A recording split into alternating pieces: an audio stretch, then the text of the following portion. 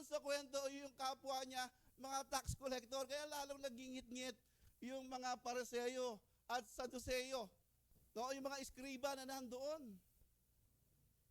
Kasi po, ang kanilang puso, akala nila, sila po yung standard ng salvation. Which is, hindi po, at kabaligtaran po ng ating pananampalataya. Tayo po, naligtas tayo sa pamamagitan ng biyaya ng Panginoon. Habag ng Panginoon. Amen po? Kaya po, purihin po natin yung Panginoon. Naranasan po natin yung kalinawan na yan. Na kagaya po ni Levi, nag-celebrate po siya nung nakilala niya yung Panginoon. Sino po nag-celebrate dito nung nakilala niya ang Panginoon? Taas ang kamay. Tatandaan niya pa kung kailan po siya tumanggap sa Panginoon. At tandaan niya po kung kailan siya nagpabautismo. Sige po, taas po ng kamay. Marami po ba? Hala, yung iba nakalimutan na. Tanong niyo po sa mga pastor niyo kung kailan kayo na soul win. Amen? Para po, babalikan niyong mabuti. At lalo niyo pong maramdaman yung sinasabi po dito ni Levi nung kanyang isinelebrate yung kanyang pagkakilala sa Panginoon. Mga kapatid, mahalaga po pala na yung ating pagkakilala sa Panginoon, ang punto po rito ay malinaw. Amen? Kasi kung hindi malinaw, hindi alam paano ang kanyang gagawin na pagsunod sa Panginoon. Kasi kung hindi niya kilala yung Panginoon, paano niya itatrato ng tama ang Panginoon sa buhay niya? Tama po ba? Simple as that. Amen? At pagpatuloy po tayo, may pumapasok sa isip ko pero uri ng Panginoon. Tuloy po natin yung teksto. Sabi nga po, yung shocking part po doon, sumunod kagad si Levi. Siguro po kung ikaw ay ganyan at naranasan mo yan talaga magse-celebrate ka. Why? Nakita mo yung grace ng Panginoon. Tayong mga mananampalataya, wala talaga tayong magagawa. Nung tayo ay, wala tayong kakayanan, mga kapatid, kasi na pumunta sa langit, makapasok sa langit. Pero kung iisipin nga po natin, yung benepisyo ng pagkatawag ng Panginoon, for sure, kaya mong itrato, kaya mong maglingkod sa Panginoon doon sa level na ayon na binigay sa iyo ng Panginoon. Sa level na kung saan pinag-grow ka ng Panginoon sa buhay mo. At yun din yung ipaglilingkod mo, mga kapatid. Amen po ba? Kaya mahalata niyo po yung mga taong lelembot-lembot sa paglilingkod. Sorry to say. Mga kapatid, siguro mas maganda unawain niyo pong yung teksto na ito. Yung joy nung makilala niya ang Panginoon, nagpakain pa siya. At doon, ano kapalit ng joy na nararanasan niya? Di ba nandoon yung Diablo, yung mga Pariseo? Diablo ba tawag doon? Ewan ko, naka-video tayo. Sorry po doon sa akin term. No? Parang ginagamit po sila ng Diablo, mga kapatid para po sirain yung moment. Bakit kayo kumakain ng kasama yung mga makasalanan? Ganun po ang tingin kasi nila sa kanilang mga sarili. Now, sila lamang po ang standard ng salvation. O sila lang po yung nakakaalam ng way para po makapasok sa langit. At ano po sinabi ng Panginoon? Hindi nangangailangan. Sabi po doon, di ba? Sa verse, sabi dito, sa verse 31, hindi nangangailangan ng manggagamot ang walang sakit, kundi yung may sakit. Tinawag niya po yung mga makasalanan, hindi yung mga banal. At tayo po iyon sa biyaya po ng Panginoon. Amen? Ito po yung ating application, mga kapatid. Ayan, nilabas ko na po lahat. Una po, dapat po daw tanungin po natin yung ating mga sarili. No? O magkaroon po tayo ng idea, no? Na kung saan daw po dapat po maisip po ng isang mananampalataya yung tunay niyang pangangailangan doon sa biyaya ng Panginoon. Number 2 po ay ganito. Umaamin po ba tayo, no? Medyo pag-isipan po nating mabuti, umaamin po ba tayo na kailangan natin ang Panginoon o kailangan natin siya sa buhay natin. Ang lahat po ng umaamin, say amen. Mahirap po mag-preach na walang sumasagot, parang wala po akong kausap. No? Ayun, may sumagot. Salamat, Ate Eds. No? Hindi po mahalaga na religious po lang yung dating natin sa ibang tao. Dapat po, no? Hindi rin po mahalaga na active lang po tayo sa lahat ng gawain po sa loob ng church. Ang mahalaga po, malapit daw po ang puso natin sa paglilingkod sa Panginoon. Alam ko lahat po tayo sumasang-ayon po doon. So, dito po, pagpapatuloy po natin,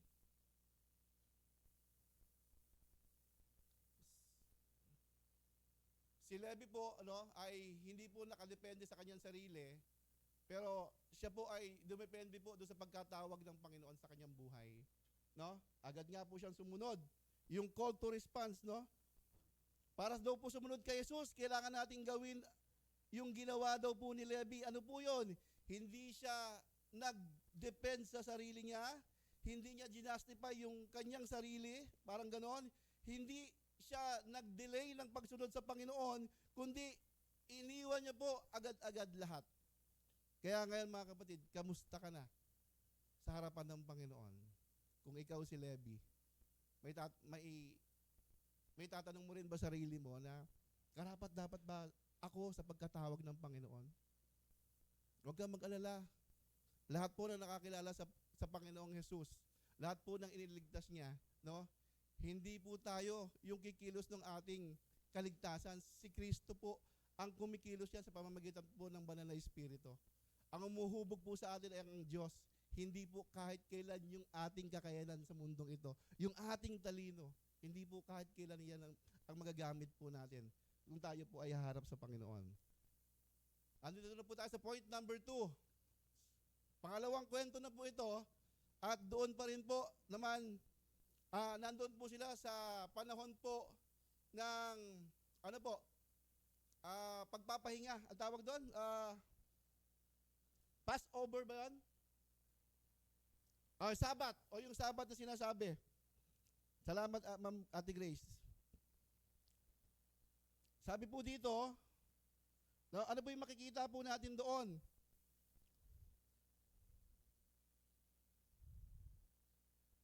May ilang nagsabi sa kanya na ganito. Sabi po rito sa verse 33, ang mga alagad ni Juan ay malimit, mag-ayuno, at manalangin. Gayon din naman mga alagad ng mga Pariseo. At doon po mababasa po natin na ginamit po nila, no? Yung buhay po ni John, mga kapatid. Pero sabi po niya, ginawa po ng Panginoon, sinagot po niya yung mga Pharisees. Sabi po niya rito, pag-aayunuhin niyo po ba ang mga panauhin sa kasalan samantalang kasama pa nila ang lalaking ikinasal? Kapag wala na ang ikinasal, saka pa lamang sila mag-aayuno. Yun po yung foreshadow po ng ginawa ng Panginoon bago doon sa krus ng Kalbaryo. No?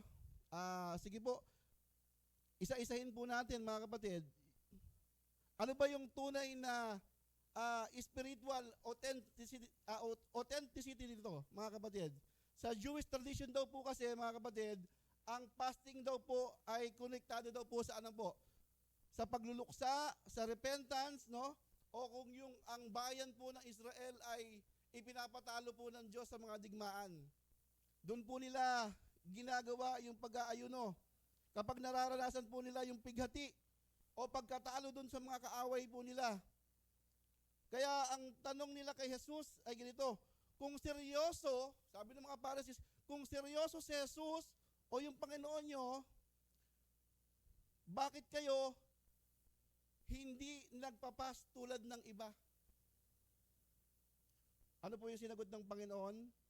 No? Ang sinagot nga po niya, yung wedding picture.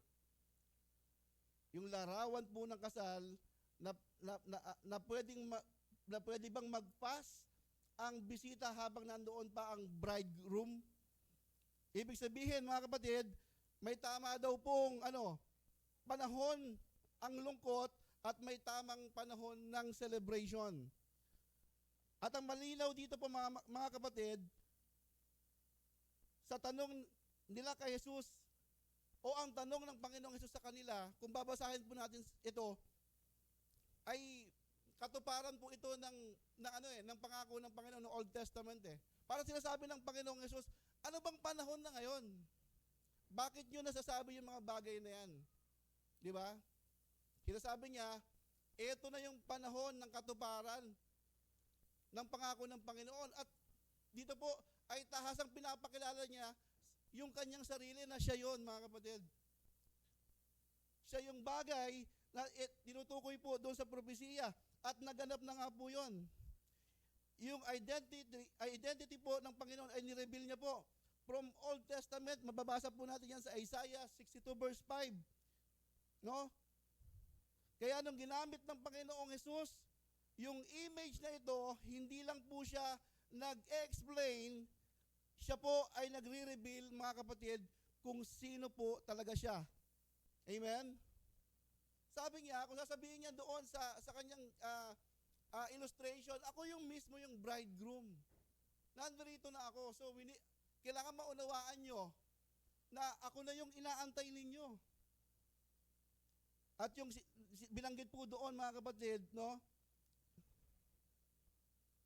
The bridegroom will taken away. Sabi doon, darating daw po yung panahon na kukunin na daw po yung ikakasal. At yan po nga yung shadow po nung ginawa po ng Panginoon doon sa krus ng Kalbaryo. May darating na panahon ng pagdadalamhati. At ginamit po ng Panginoon dito, ito napakaganda po nito, yung cloth and wineskin, mga kapatid. Nagbigay po ang Panginoong Yesus ng dalawang halimbawa. Bagong tela versus lumang damit, bagong alak versus lumang alak. Tama po, nakalagay po dyan. Ano po yung deep theological truth nito, mga kapatid? Ay pakinggan niyo pong mabuti. Ang dala ni Jesus, hindi simpleng reform ng religion, kundi yan nga po yung fulfillment ng promise ng Diyos na mababasa po natin, no? Yung new covenant sa sulat po ni Jeremiah sa Jeremiah 31:31. I-take note niyo na lang po para masundan po ninyo at balikan niyo lang po sa bahay mamaya, no? Sabi po rito, hindi po problema ang law, ang problema ay ang lumang sistema na hindi kayang i-handle nung new covenant na pangakong tinupad na ng Diyos. Ano po 'yon?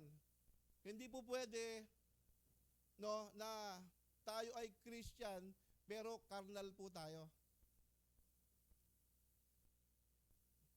Tama po ba? Hindi pwede nating i-fit si Jesus Christ doon sa dati nating buhay at sa bagong buhay na binibigay ng Panginoon. Dapat po, mga kapatid, mas piliin po natin yung bagong buhay na binibigay po sa atin ng Panginoon. At ganito po ang tanong po sa atin. Sa ating pong application,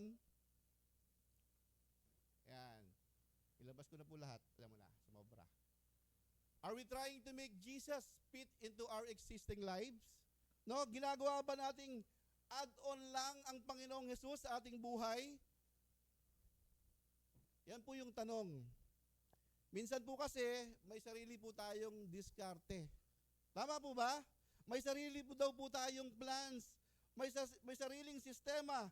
Tapos, parang isinisingit lang daw po natin si Jesus na para pong ano po yung kanyang example doon? Itinatagpi lang po natin siya, no? Doon sa lumang damit, yung bagong tela. Tinatagpi natin sa bagong tela. At ginamit po niya illustration ng lumang alak para bang sinasabi niya na hindi talaga pwedeng mag-fit. Hindi po pwede.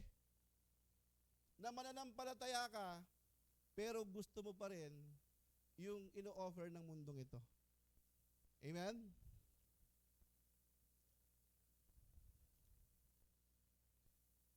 So heart check po tayo mga kapatid. Christianity is not an addition.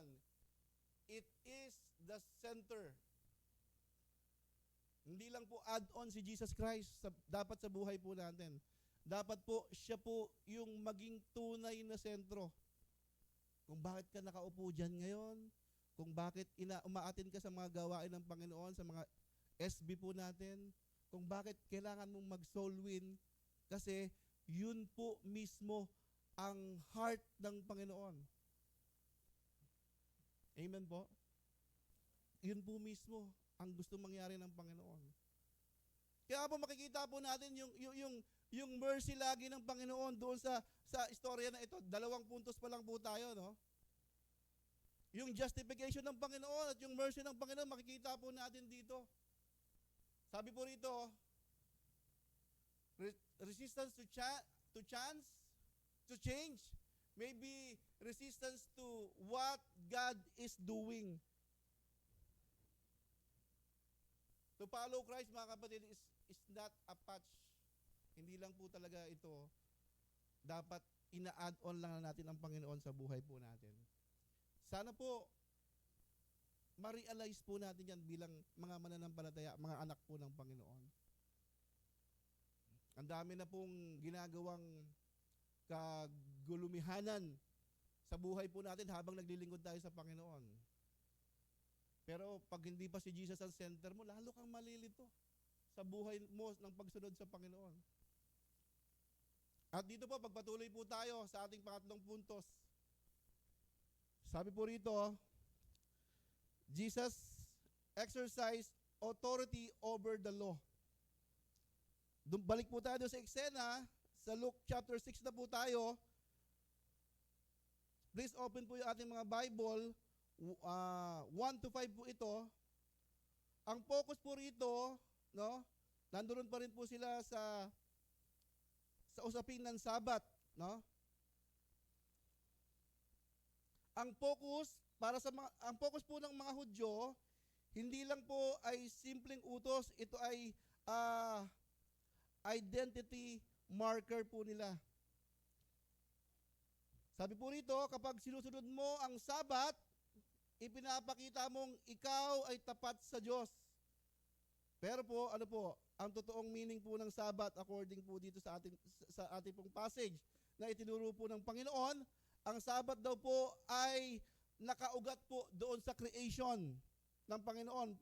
Paalala po yan nung create po ng Panginoon ang buong mundo. Pagtapos po ng 6 na araw, ikapitong araw, nagpahinga po siya. Tama po? At ano pa po, yung kaugnay po rito, sa Deuteronomy chapter 5, yung pagpapalaya naman po ng bayang Hebreo sa kamay po ng mga Ehipto. No? Pero habang tumatagal mga kapatid, pansinin po natin yung passage na ito, no? Nadadagdagan ito ng marami pang tradisyon at interpretation na ano po, nalikha lang po ng mga Pharisees. Kung tutuusin po, kung titignan niyo po doon, hindi naman masama yung kanilang intention. No? Parang pag-iisipin mong mabuti. Saan ba galing yung mga batas natin? Di ba? Sa mga amendment lang, nadagdagan yung mga batas. Pero kung tutuusin po natin, karamihan ng batas po natin na sinusunod po sa mundong ito, galing po ng Bible. Tapos, dagdag lang ng dagdag sila para po, mas ma-emphasize po yung, wala pong masama po doon, pero meron pong kalituhan po kasi nangyayari.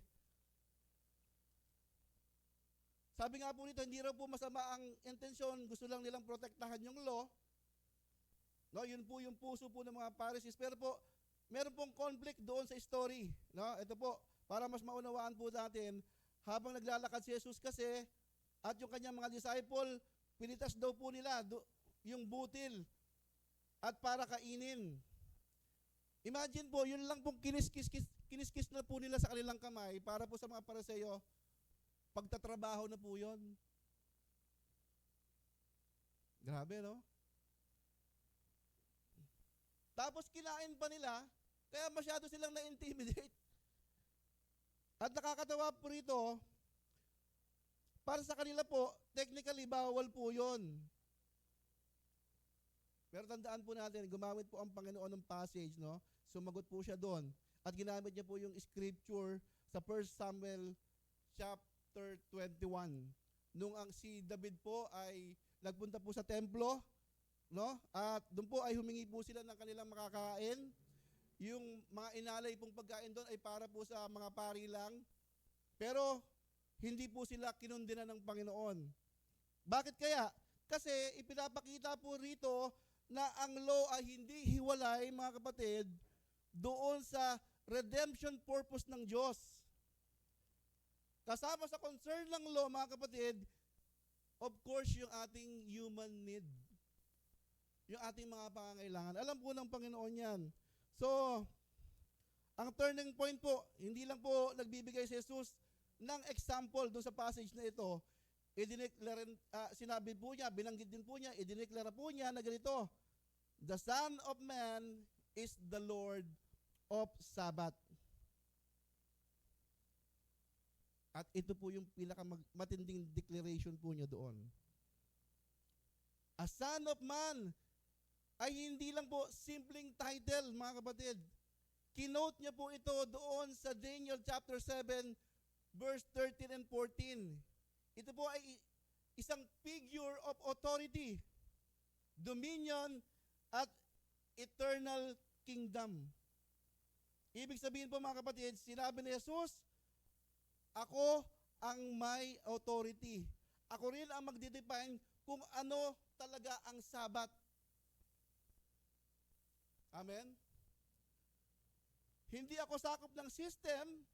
According sa Panginoon, kung babasahin po natin ito, sabi ng Panginoon, tahasan niyang sinasabi, ako ang mismong sistema. Ako ang may control ng Sabat. Kaya nga nung humingi ng pagkain si David, para sa kanilang sarili, hindi sila kunundina ng Diyos.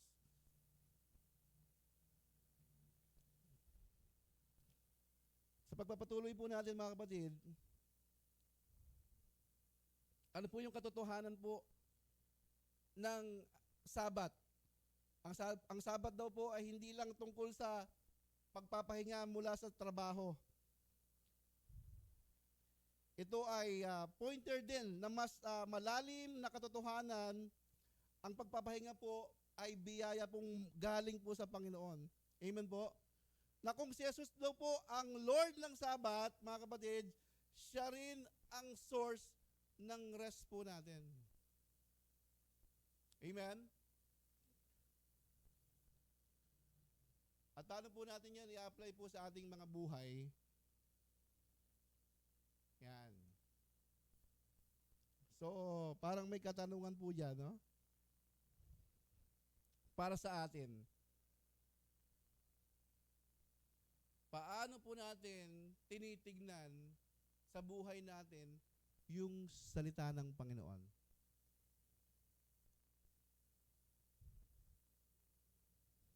Pangalawa po, no?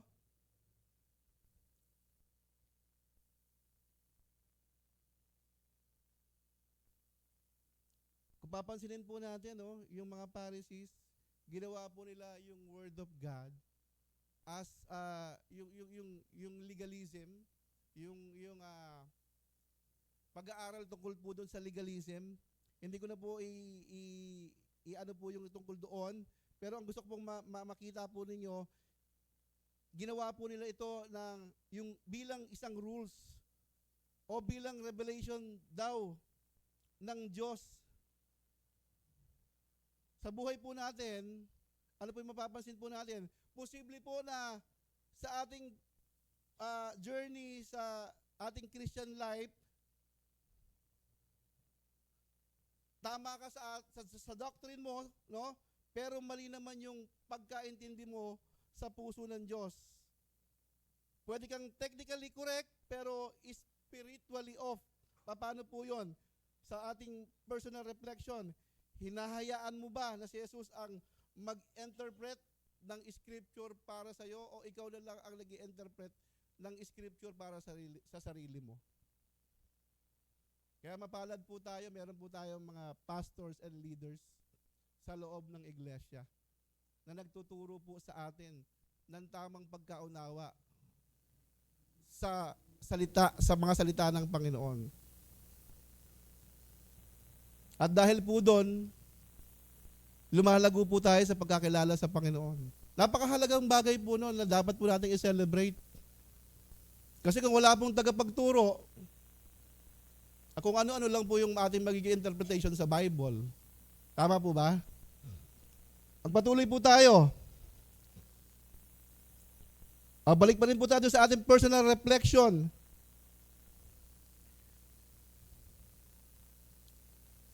Base po dito sa rest invitation po ng ating Panginoon, pakinggan niyo pong mabuti, maganda po ito, kaya po sinulat ko na lang. Maraming tao ngayon, even believers. Ito po, warning po ito mga kapatid ha. Lalo na po sa mga naglilingkod po, yung may mga ministry. Minsan pagod na tayo. Tapos minsan parang nagsasawa na tayo, no? Kasi minsan parang nakikita natin, kailangan natin minsan patunayan yung sarili natin doon sa leadership na meron tayo eh.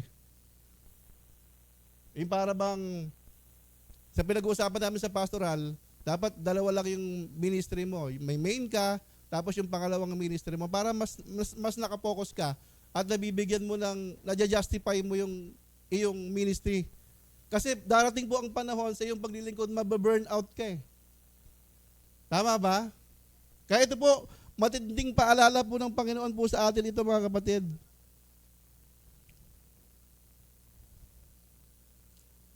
Hindi po tayo sa performance. Naniniwala po ako,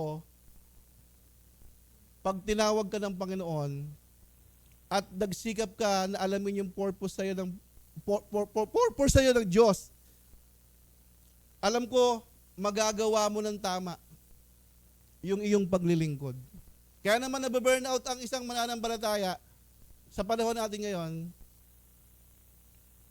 marami siyang kalituhan o maraming pumapasok sa isip niya, lalo na tungkol doon sa kanyang paglilingkod.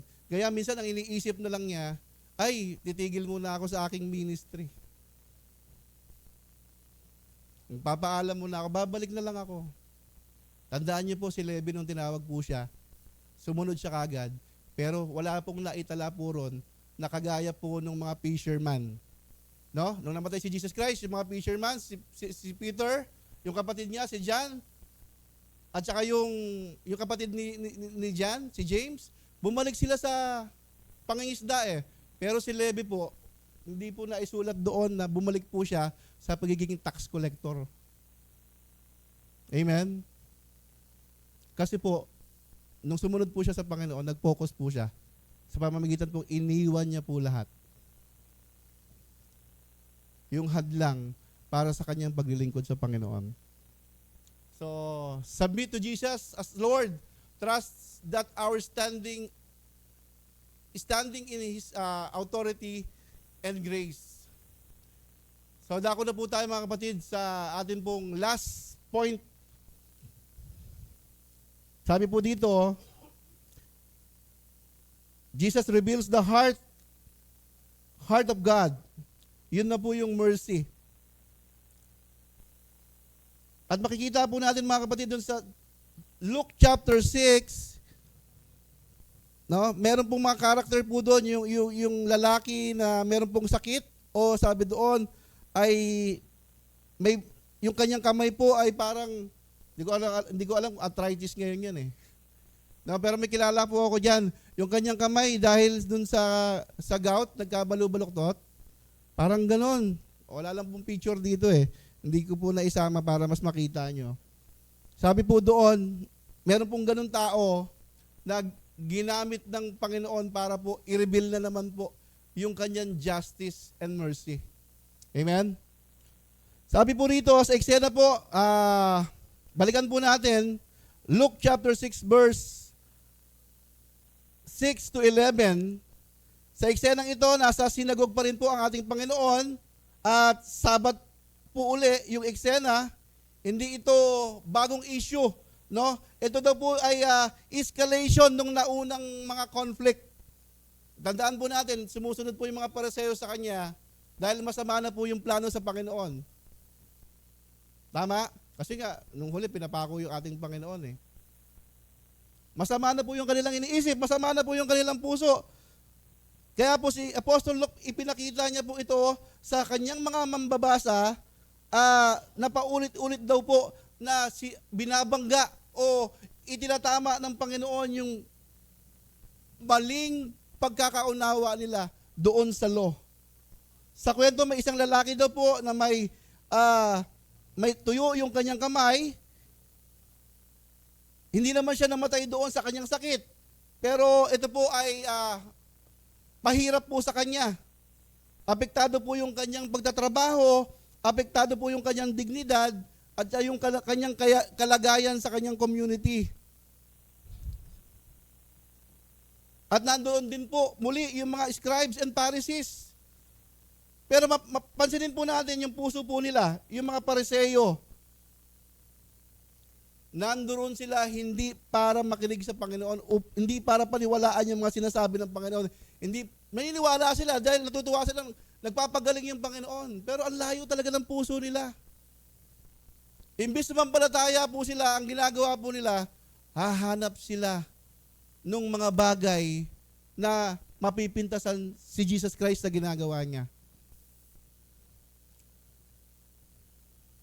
May mga religious leader na kagaya po nito, naghahanap daw po ng accusation. Kaya ano po ang ginawa ng Panginoon doon sa passage? Tinawag niya po yung lalaki. Halika dito sa harap. Nilagay niya po sa harap para para makita po ng lahat yung gagawin po ng Panginoon. Kung babasahin po natin, sinabi niya po doon, balikan nga po natin. Subalit, batid ni Jesus ang kanilang iniisip. Kaya't sinabi niya sa lalaking tuyot ang kamay, halika rito sa unahan. Lumapit naman ang lalaki at tumayo roon. Sinabi ni Jesus sa kanila, tatanungin ko kayo, alin ba ang ayon sa kautusan? Ang gumawa ng mabuti o gumawa ng masama sa araw ng pagpapahinga? O magligtas ng buhay o pumatay? Tapos, tinignan lang ng Panginoon yung bawat taong nandoon. Tapos, ito po yung sinabi niya, doon sa lalaki, iunat mo ang iyong kamay. At inunat nga ng lalaki yung kanyang kamay at siya po ay gumaling. Imbis po humanga yung mga eskriba at Pariseo sa kanilang nakita dahil muli pinatunayan na naman ng Diyos yung kanyang justice and mercy dun sa taong ito. Naalala niyo po yung may 4 na kaibigan? I-relate po natin ng konti doon. Naniniwala ba yung 4 na magkaibigan na yon nagagaling si Jesus? Papagalingin ni Jesus yung kanilang kaibigan na imbalido? Oo, naniniwala sila. Pero ano sinagot ni Jesus? Pinapatawad ka na sa iyong kasalanan. Kung imagine po nyo yung mga taong naglagay na merong faith kay Jesus na pagagalingin yung kaibigan nila, Panginoon, hindi po papatawarin sa kasalanan niyo yung kaibigan namin. Pagalingin niyo po. Yun ang sasabihin nila. Pero bakit kaya na sinabi ng Panginoon pinapatawad ka na sa iyong mga kasalanan? Mga kapatid,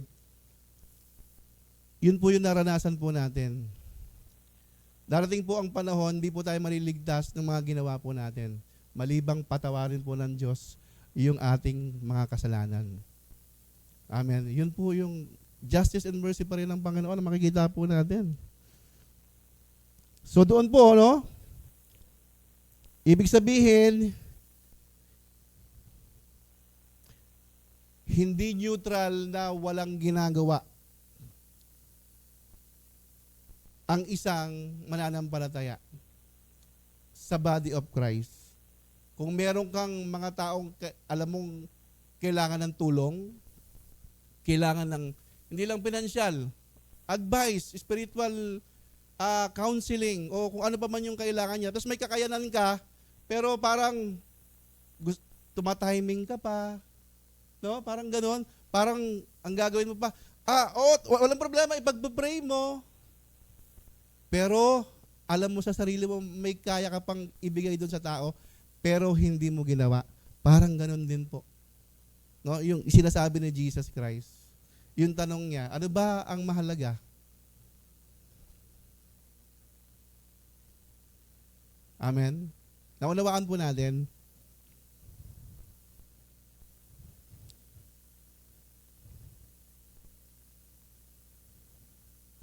Tingnan po natin mga kapatid, ito ay sa huling bahagi na po.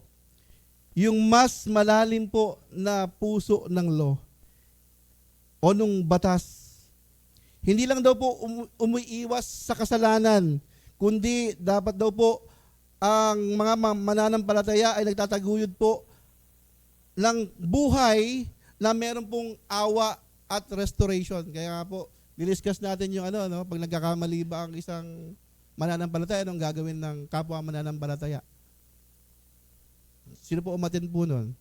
Si Pastor Jia po ang nagturo po nun. Pero kung sa huling bahagi po, yung reaction po ng mga Pharisees, imbis matuwa po sila, galit sila. Bakit kaya? Kasi hindi lang po sila kinontra ng Panginoon, in-expose pa po sila doon sa mga in-add-on po nilang mga batas na sila lang po yung nagbe-benefit. Sila lang po yung natataas, hindi po yung Panginoon. Samantalang si Jesus Christ po, yung tinuturo po niya, yung kanyang pinapakita, yung malalim po na desire na puso po ng Panginoon. Anong po yun? Yung ating po pinag-uusapan nga po ngayon. Yung justice, mercy, and humility. Mababasa niyo po yung passage na po na yan sa Micah chapter 6 verse 8. At gaya po na sa Matthew 12 verse 7, sinabi rin po ng ating Panginoong Hesus, I desire mercy and not sacrifice. Ano po yung application sa buhay po natin?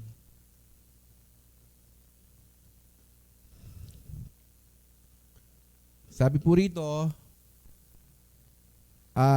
pwede po itanong natin sa sarili po natin ngayon, may mga pagkakataon po ba na alam mo yung tamang gawin pero pinili mo na hindi kumilos?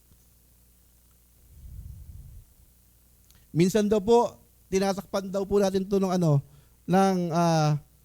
kaya naman natin gawin pero parang pinagpapaliban pa natin yung mga bagay.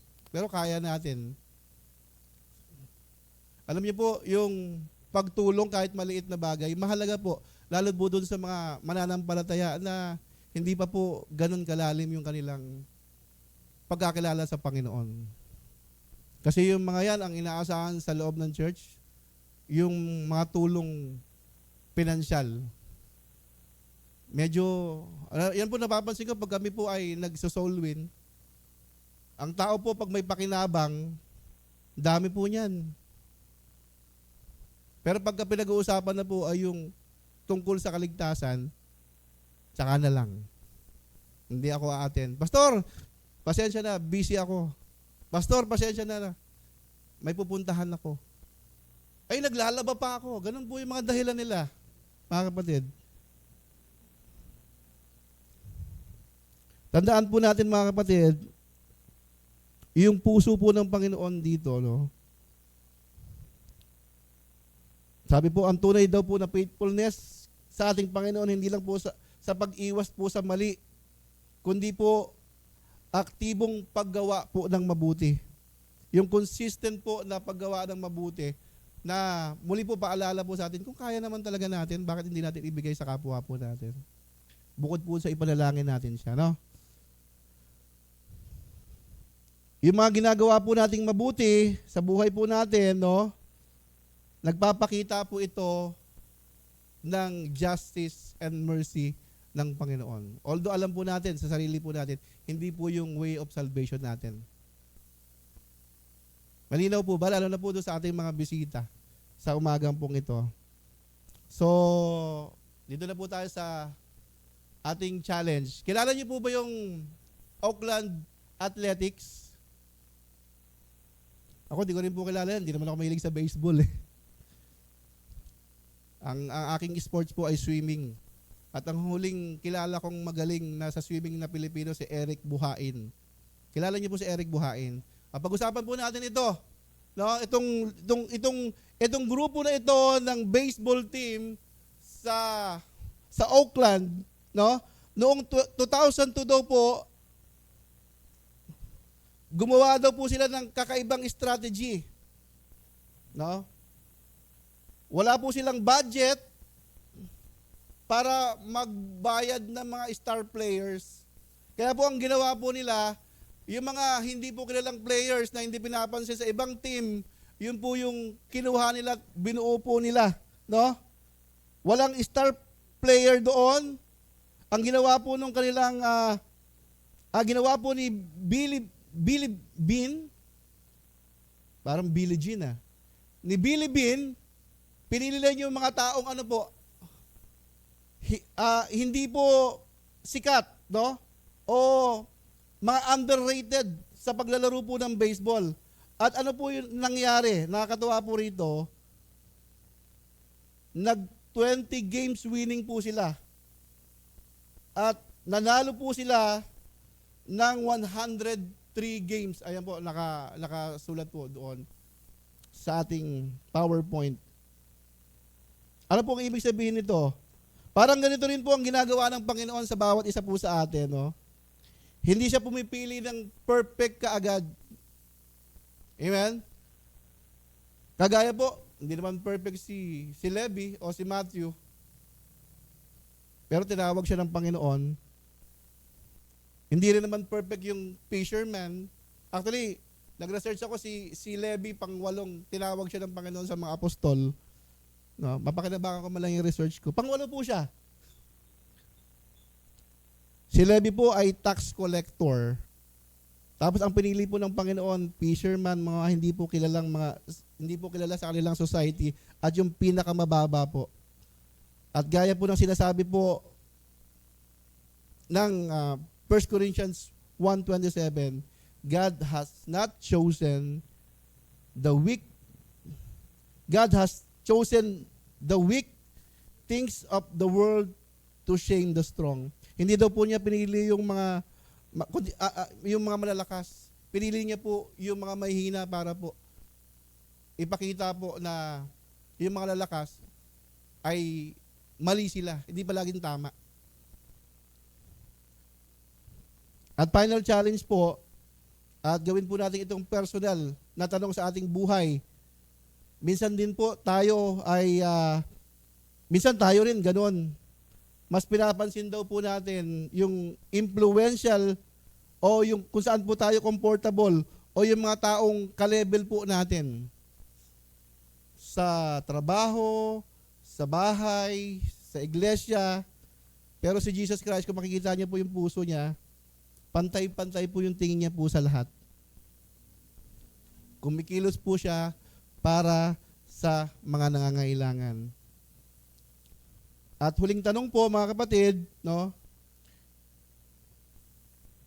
Sino po ang taong pinapansin mo ngayon? At sino ang hindi mo pinapansin? May opportunity ka bang magpakita ng mercy pero pinapalampas mo? Yan po yung katanungan. Mga kapatid, kung tunay pong naunawaan po natin yung puso ng ating Panginoon, hindi ka lang magiging role follower. Magiging instrument ka ng justice at mercy ng Panginoon. Sa Diyos po ang pinakamataas na papuri.